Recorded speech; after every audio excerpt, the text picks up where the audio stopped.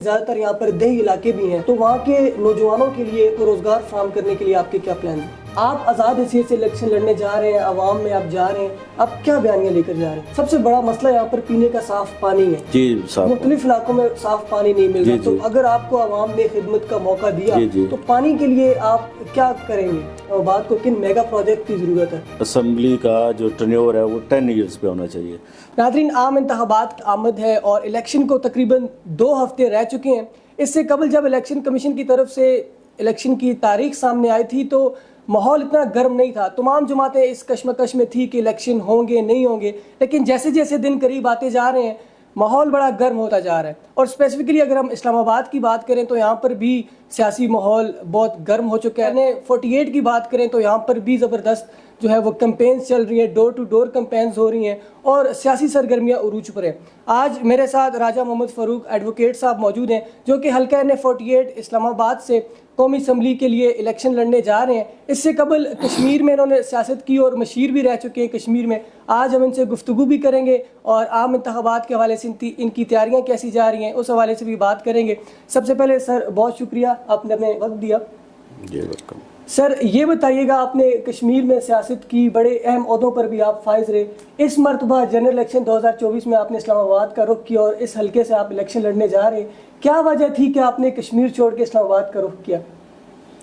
دیکھیں، first of all یہ کہ میرا کشمیر کے ساتھ تعلق ہے اور میری جس دھرتی نے مجھے جنم دیا اور میری پیدائش وہاں کی ہے، مجھے کشمیر سے پیار ہے اور وہاں پہ بھی میں نے سیاست کی ہے۔ عرصہ دراز سے جب سے میں نے اپنا ووٹ سنبھالا ہے تو میں وہاں پہ جب اللہ تعالیٰ نے مجھ پہ فضل کرم کیا تو وہاں پہ میں ڈیولپمنٹ کے کام کرتا ہوں، ویلفیئر کا کام کرتا ہوں۔ جو کسی کی ضرورت ہوتی ہے مجھے وہ کانٹیکٹ کرتا ہے تو میں وہاں پہ، جیسے وہاں کی روڈز ہوگی یا اور چیزیں ہوگی، بچوں کی شادیاں ہوگی وغیرہ وغیرہ، بھی یہ جو ہے نا میں وہاں پہ ابھی بھی کر رہا ہوں۔ اور دوسری بات یہ ہے کہ میں تقریباً یہاں PWD میں میری رہائش جو ہے نا وہ 2006 سے آنورڈ ہے، تو زیادہ تر میرا وقت یہاں پہ گزرتا ہے اور یہاں کے جو میں نے دیکھے مسئلے مسائل، کیونکہ میں خود یہاں کا رہائشی ہوں، تو میں کافی عرصے سے میں یہ سوچ رہا تھا کہ یہاں پہ، کیونکہ جب کوئی بھی یہاں سے الیکٹ ہوتا ہے چاہے کوئی پارٹی بھی ہو، اور انہوں نے ہمیشہ سوسائٹیز کو اگنور کیا ہے ان کے، کیونکہ یہاں پہ سوسائٹی کے مسئلے مسائل ہیں، روڈز کے ہیں، حتیٰ کہ یہاں پہ جو گاربیج وغیرہ بھی کئی دفعہ ہم لوگ خود یہاں پہ ڈرمز وغیرہ جو ہے نا وہ ارینج کرتے رہے ہیں۔ اور اس کے علاوہ جو یہاں پہ سب سے بڑا ایشو ہے، کسی کا گیس کا ایشو ہے، کسی کا پانی کا ایشو ہے، روڈز کا ایشو ہے۔ اور یہ میں نے دیکھا کہ اب آپ یہ دیکھیں کہ سوسائٹیز میں باقی ساری فیسلٹیز ہونے کے باوجود یہاں تقریباً 15 سوسائٹیز ہیں جس میں کسی کا بھی گریو یارڈ جو اپنا نہیں ہے۔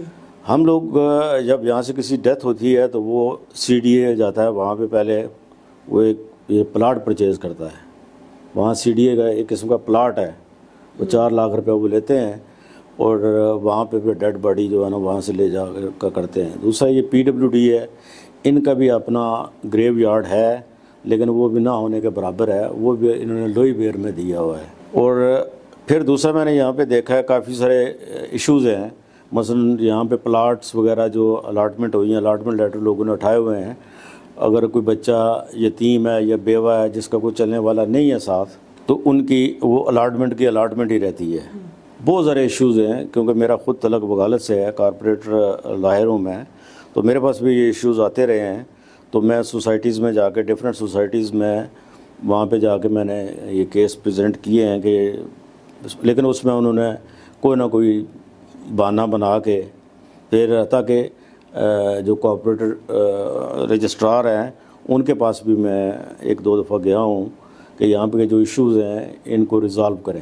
یعنی N48 اسلام آباد کا بڑا امپورٹنٹ حلقہ ہے اور امپورٹنٹ حلقہ ہے، بہت زیادہ اسی مسائل کے پیش نظر آپ نے فیصلہ کیا کہ میں اسلام آباد سے الیکشن لڑوں گا۔ تو انشاءاللہ میرا یہ فرسٹ یعنی اس میں پرائرٹی ہوگی کہ میں سوسائٹی، کیونکہ میں خود یہاں کا رہائشی ہوں، تاکہ میں سوسائٹیز جتنے بھی ایشوز ہیں ان کو جس فورم پہ بھی جانے کی ضرورت ہوگی وہاں پہ میں جاؤں گا اور انشاءاللہ میں جو ان کے ایشوز ہیں وہ ریزالو کراؤں گا. ٹھیک ہے سر، ہم نے دیکھا ہے سیاسی جماعتیں اب جلسے بھی کر رہی ہیں، کنونشنز بھی کر رہی ہیں، لیکن ان کے پاس کوئی بیانیہ نہیں بن رہا. وہی پرانی باتیں ہیں، وہی سب کچھ جو وہ پہلے کرتے تھے. اور اسپیسیفکلی جو 16 مہینے کی گورنمنٹ تھی اس کے بعد ان تمام سیاسی جماعتوں کے پاس بیانیہ نہیں بن رہا.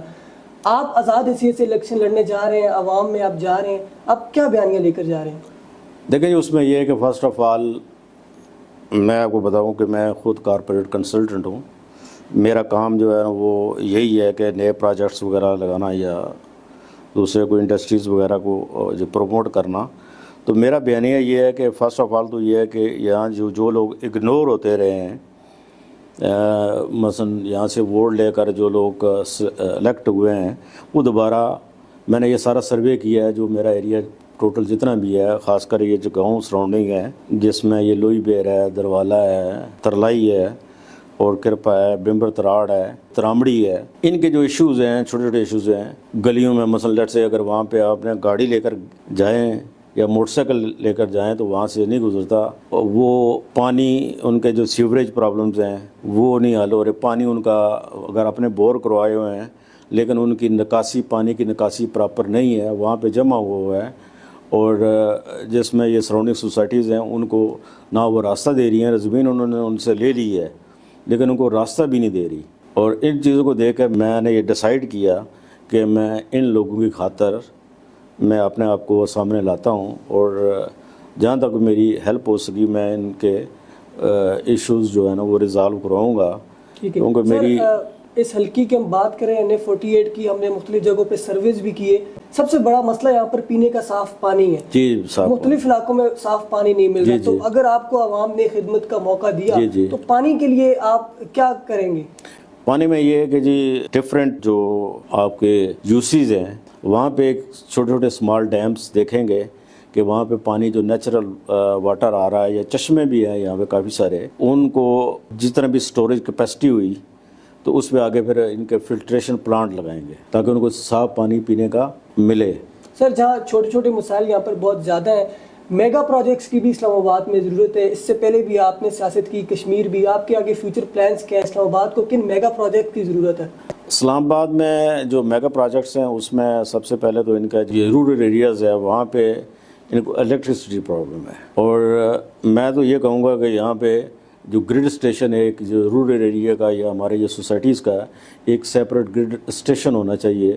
یہاں پہ وولٹیج پرابلم ہے. میں نے دیکھا کہ لیٹ سے ایک 50 kVA کا ٹرانسفارمر ہے، اس پہ تقریباً 300 گھر انہوں نے کنیکشن دیے ہوئے. تو میری یہ پریفرنس ہوگی کہ یہاں پہ گرڈ اسٹیشن چھوٹا بنے، اور پلس ان کے کیونکہ 11,000 وولٹیج والی جو وائر جا رہی ہے، بڑی بڑی دور سے یہ تاریں لا رہے ہیں اور ان کو اس میں پرابلم ہے.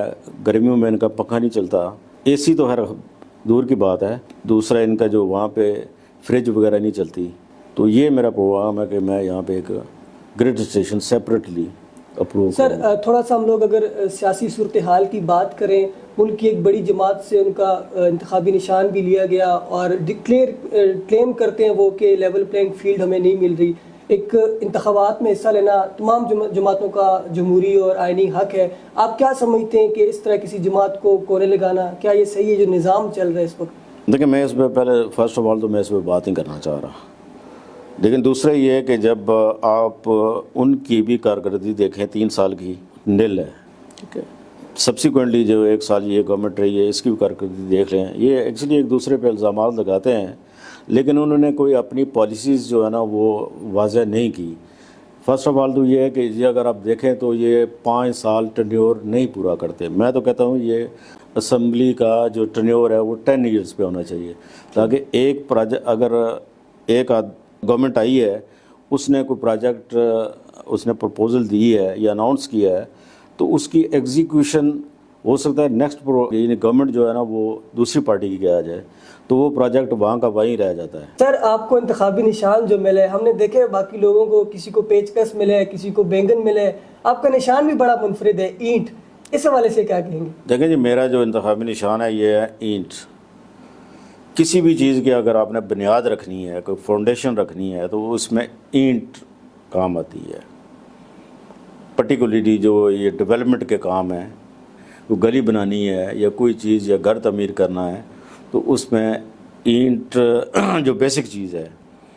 اور میں یہ کہتا ہوں کہ پاکستان ایک نئے پاکستان کی بنیاد وہ بھی اینٹ سے رکھی جائے گی. بالکل. Regarding development. سر آخر میں اپنے حلقے کی عوام کو آپ کیا پیغام دینا چاہیں گے؟ اپنے علاقے کے عوام کو میں یہی پیغام دینا چاہوں گا کہ میں انشاءاللہ اگر اللہ تعالیٰ نے میرا ساتھ دیا، لوگوں نے میرا ساتھ دیا، تو اگر مجھے عزت بخشی تو انشاءاللہ میں علاقے کی خدمت کروں گا. ہر قسم کے مسائل جو ہیں وہ میں اس میں کوشش کروں گا کہ میں ان کے معیار کے مطابق اتروں. Okay sir, wish you best of luck. یہ تھے راجہ محمد فاروق ایڈوکیٹ صاحب. ان کی گفتگو آپ نے سنی اور ان کا یہی کہنا تھا کہ مسائل بہت زیادہ ہیں. عوامی نمائندے یہاں سے منتخب ہونے کے بعد اسپیشلی سوسائٹیز کی طرف رخ نہیں کرتے، اور انہوں نے جو پروگرامز جن کا ذکر کیا وہ بڑے انٹرسٹنگ ہیں اور جو وقت کی ضرورت ہے وہ بھی ہے. اور اسی کے ساتھ آپ سے اجازت چاہیں گے. اللہ حافظ.